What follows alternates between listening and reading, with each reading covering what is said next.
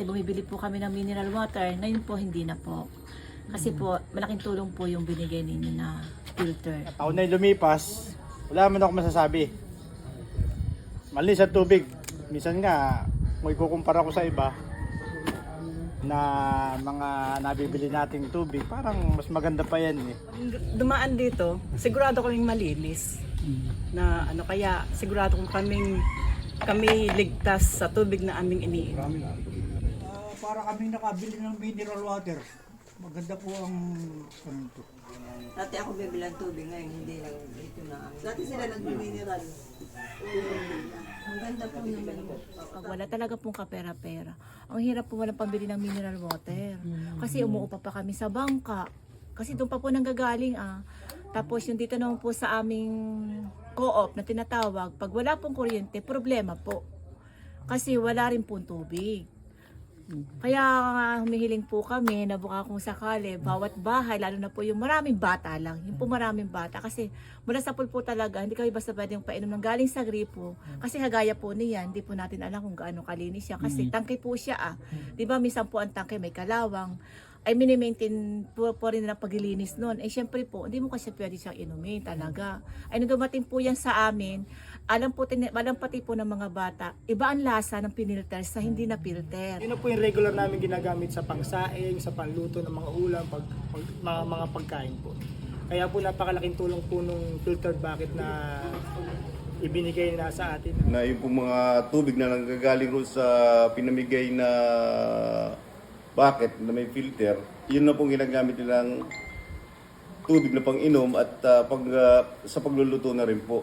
So, mas safe po ang kanilang tubig na iniinom kumpara po nung wala pa silang bucket na may filter na yan na usually po direkta from poso po ang iniinom nila.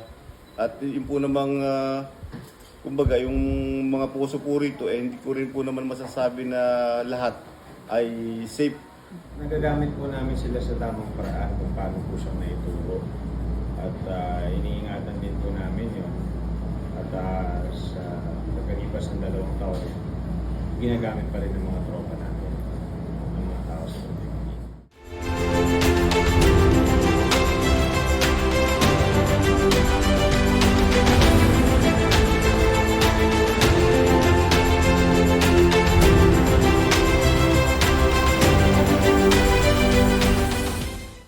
Nagpapasalamat po kami sa Kisumbing Torres sa pagbibigay sa amin ng ganitong klase ng filter o balde o maski siya balde ay nakakatulong po sa amin. At sana ay magkaroon pa po ng maraming ganito sa amin, sa baryo namin para maging ligtas ang mga tao sa iniinom nilang tubig. Salamat po sa inyo. Wala po kaming nararamdaman kung ano sa katawan dahil dito sa tubig na ito. Para po sa Kisumbing Torres, kami po ay nagpapasalamat sa kanilang pagbibigay dito ng filter. Malaking tulong po sa amin dahil hindi na po kami bumibili ng mineral water o purified water. Yun po. Salamat po.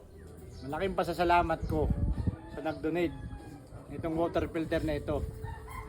Kasi malaking tulong ang nagagawa sa pang-araw-araw kong buhay at nakakainom ako ng malinis na tubig. Maraming salamat po sa nag-provide nun para sa amin. Ang hiling ko lang po sana madagdagan po ulit na pwedeng kami mabigyan ng bawat bahay, lalo na po yung maraming Ako bahay. po ay nagpapasalamat ng buong puso sa ng aking sanggunian sa donor po ng mga bucket na pinamigay po rito sa akin po mga kabarangay. Lalo-lalo po kay Kisumbing Torres. At yung po ay tatanawin kong malaking utang na loob. At dahil po sa binigay ninyong iyan, naging mas safe o ligtas ang mga inumin ng aking mga kabarangay. Yun po lamang, maraming salamat po. At sana po ay magkaroon ulit kayo ng project rito sa aming barangay. Ako po nagpapasalamat po sa donor po ng filtered bucket po na sa 102nd Squadron.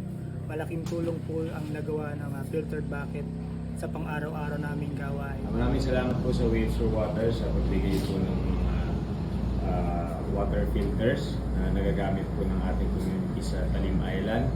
At sa parehong paraan po, ginagamit rin po ito ng ating mga tropa, lalo na po sa disaster and calamities.